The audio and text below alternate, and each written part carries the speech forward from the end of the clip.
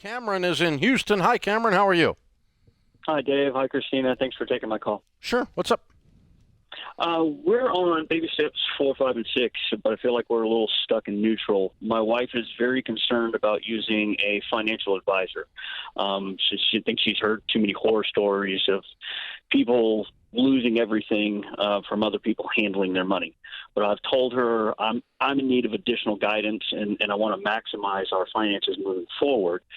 Do you have any advice for helping assuage her concerns or anything that I could tell her or discuss with her that might help us move forward? I love that she's cautious about this. Okay? There are two kinds of fear. The fear that keeps you from playing kickball in the middle of the interstate where there's 18-wheelers or touching a hot stove. Those are good fears, right? Mm-hmm. And, fears that make you wary of crooks are good fears.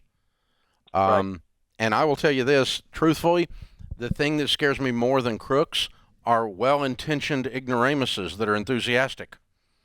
They will screw you up with money more often and screw you up in life more often than actual crooks because there are more of them. And so I love her caution in that. The other kind of fear is false evidence appearing real. I once heard about a family that had a car wreck, and so I refused to drive a car. Okay. Well, that's where she is. Okay. So how do you solve that for someone that has this fear that is based in a good kind of cautious wisdom, but has gone too far? The only way I know to solve it is with information.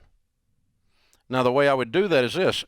If it was my wife, I would say, okay, you know what? I completely understand, because, by the way, I do. I can say this truthfully.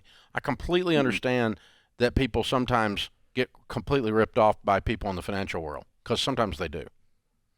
But I do know there are some good people in that world that also help people, and I don't know how to do this without some help. And so what I'm asking of you is not that we invest money with someone, not that we make the decision to use an advisor, but that you agree to do 3 meetings with an advisor or advisors to learn about that industry, because you and I don't know about it. All I'm asking you to go is to listen and to learn. If at the end of that you remain completely opposed to it, then we'll deal with that. Because here's the thing. There's more regulations on those guys, dude, than there is on banks. Oh, wow. Okay. I mean, they are so regulated out the yin-yang, it's unbelievable. I don't know how they get any work done for the stupid feds sticking in their ear hole all the time. It's nuts, okay? I mean, they have to give you a prospectus that says you're going to lose all your money in the first 17 pages before you can even see the actual investment analysis behind it. And this is an investment that's been open 85 years and has not had but 5 down years. But you still have to say you're going to lose all your money. And they make you say stupid butt stuff like, past performance is not indicative of future performance. Of course it is. That's dumber than crap. But they make you say stuff like that. Of course it is. It's not a guarantee of future performance, but it's the only way you do forecasting in investments or business. You have to use past performance to do it. So anyway, my point is when you get in there with a good financial advisor and say, just tell them the truth. She's scared because she thinks there's so many crooks in this business, and tell them ahead of time. Show us what the safeguards are. Tell us how the industry works to protect us if you're a crook. Okay. And if they're offended by you saying that, get out of their office. Because if I was in that business, I would love to have this conversation and tell the uninitiated how regulated that world is. It's nuts.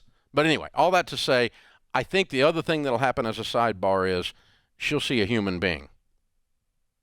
That she will sense with her spirit is a good person or is a bad person. Okay. And you've got to trust her when she says that.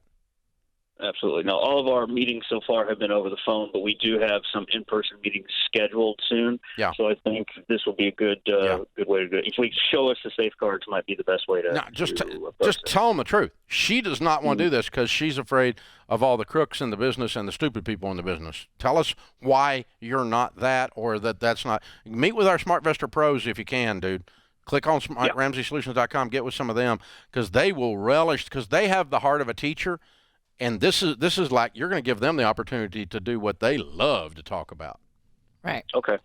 Yeah, and we've done a lot of the vetting too, so we're only going to recommend people that we trust. Yeah. So hopefully that will But help us it along. always scares me when we do that because sometimes people will go in there and do business with them just because we trust them.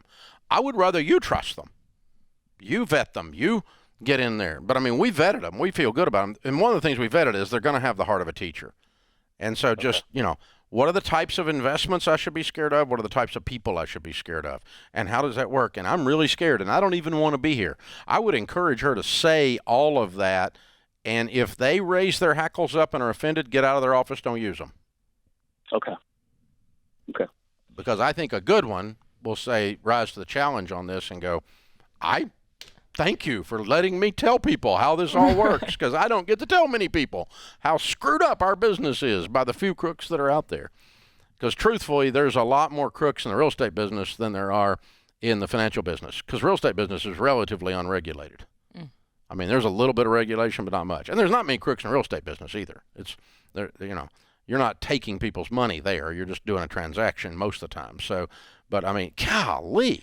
I think a lot of people. It is so, I mean, and there's a lot more idiots in the banking world, 1,000 times more idiots than there are in the financial advising world because the tests are so hard to get in there, number one, but it just requires a level of intellect to get in there, gray matter, and you don't have to do that to work in a bank.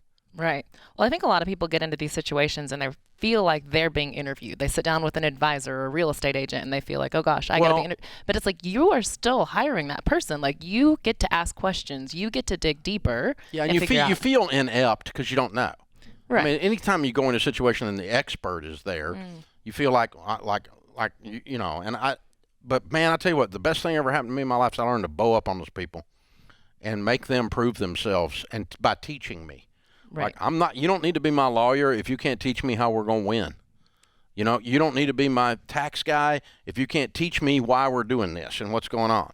I don't have to be as good as you. I don't have to know everything you know, but you got to be able to transfer the knowledge enough that I get comfort because I'm not doing it because you said so. You ain't my daddy. Right. I said so. Bull crap. My Right. money. We're not doing that. So that's the thing. You got to get to there. And I love his wife's spirit for that reason.